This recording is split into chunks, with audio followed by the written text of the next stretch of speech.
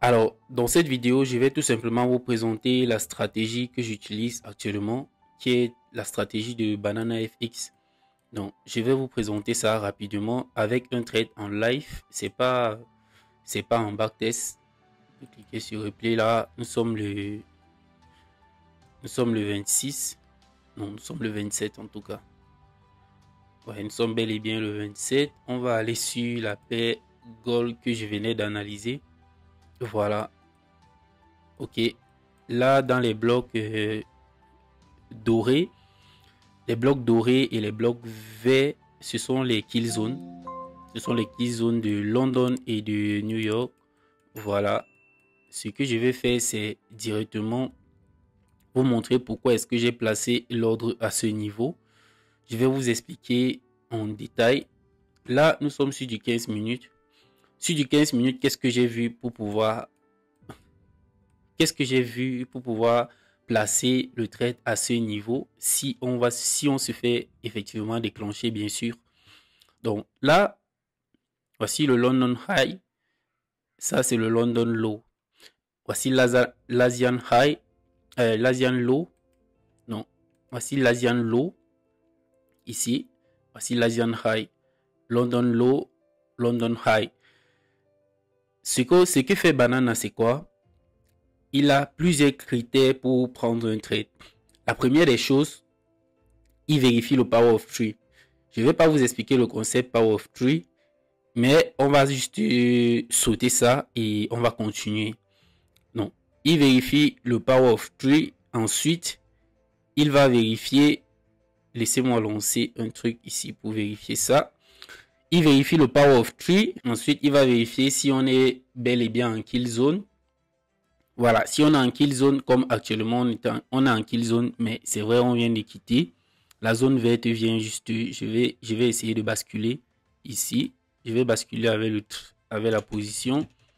Vous voyez que la kill zone vient juste de fermer ici. Normalement, il ne devrait pas prendre ce trade. Normalement. Mais moi, je ne suis pas banana. Je prends. Voilà.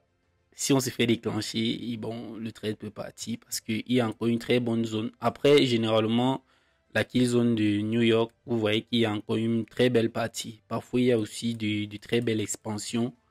Vous voyez, après la kill zone, regardez toute cette expansion-ci. Donc, il n'y a pas de raison de ne pas forcément prendre le trade. Vous pouvez, comme vous ne pouvez pas aussi, regarder après.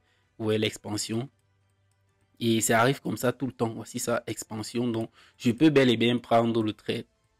Donc, je vais prendre le trade si jamais je me fais déclencher, bien sûr. Voilà, j'ai déjà placé l'autre. Je vais redécaler ici. Et vous expliquer pas à pas. Voilà. Ce qui se passe, c'est quoi? C'est que ici, on est en dessous de l'Asian Low. Donc, on a déjà pris l'Asian Low. On est en dessous du Daily Open. Voici le Daily Open. Ce trait vert, c'est le Daily Open. On est en dessous du Daily Open. Et on est haussier. Si je réduis le graphe, vous allez voir qu'on est bel et bien haussier.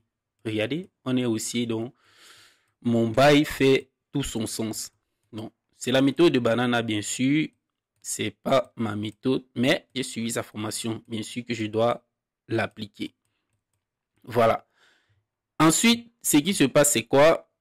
On va tout simplement vérifier si on est en dessous du Daily Open, vu qu'on veut procéder à l'achat. Donc, on est bel et bien en dessous du Daily Open. On est en dessous de l'Asian Low. On a déjà pris l'Asian Low.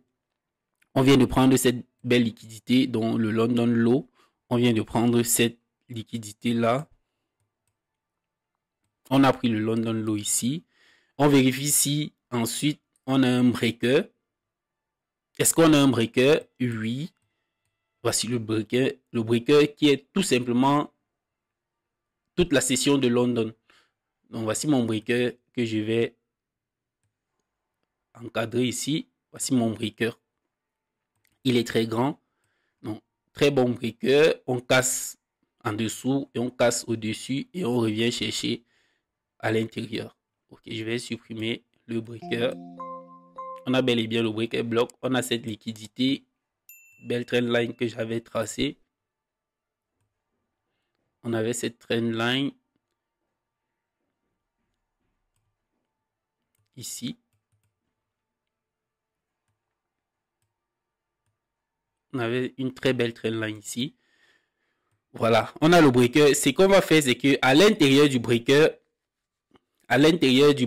on va chercher, comment est-ce qu'on appelle ça? Deux FVG qui se suivent. Les deux FVG qui se suivent, on appelle ça le BPR. Banana appelle ça le BPR. Le voici, la zone bleue, qui est tout simplement mon BPR. Cette zone, c'est le BPR. Là, les bougies jaunes que vous voyez, ce sont les bougies où il y a un FVG. J'utilise l'indicateur imbalance BC. Imbalance BC. Donc, si je désactive, vous voyez que les bougies vont repasser. Voilà. Donc, on a notre BPR. C'est le BPR qui nous permet de prendre position. Là, vous voyez qu'on vient de se faire déclencher. Très bon. On vient de se faire déclencher. Propre. Net au niveau du BPR. Ici, c'est le BPR qui nous donne l'entrée. Mais avant le BPR, Banana exige qu'on ait un modèle 10. C'est quoi le modèle 10? Ici, je vais vous montrer. Voici le modèle 10. C'est tout simplement ce que d'autres personnes appellent l'inducement. Ici, modèle 10. Le voici. On peut aussi dire ici, voici l'autre, modèle 10, qui est le lot de cette session. Ici, de la session de la kill zone, en fait, de New York. Ici, voici ça, le modèle 10. On a pris et on est bel et bien venu en dessous nous déclencher. Avant ça, ici, il y avait un volume imbalance, un VI. Non, s'il y a un VI, ça solidifie encore notre prise de position. Mais l'idéal serait que le VI soit net au niveau peut-être du BPR ou alors après le modèle 10. Ce serait super. Voilà. Là, on a été déclenché. On va attendre que le trade avance. En gros, je vous ai donné tout. Hein. On a le breaker block. On a le BPR. On a le modèle 10. Il n'y a pas de raison. On avait pris une liquidité ici. Bon, on n'a pas vraiment pris une liquidité. On n'a pas vraiment pris, mais je considère ici comme une prise de liquidité. Là. En tout cas, le trading, c'est pas une science parfaite. C'est pas une science exacte. Donc, on peut dire ici qu'on a pris de la liquidité. Ça a été pris. Voici notre PEY, notre point of interest. Voilà, on va tout simplement attendre que le trade évolue. J'ai tout simplement visé le previous day high ici, dans le plus haut de la journée précédente. Et on a un RR de 7, de 6,84. On va tout simplement attendre que le trade évolue. Voilà, je vous ai expliqué comment ça fonctionne. C'est net comme ça que Banana voit les choses. Voilà, en plus, il y a cette belle trendline de liquidité. Ici, on a essayé de prendre l'Asian High. Ici, on a pris l'Asian. En tout cas, on va simplement attendre que le trade évolue. Voilà.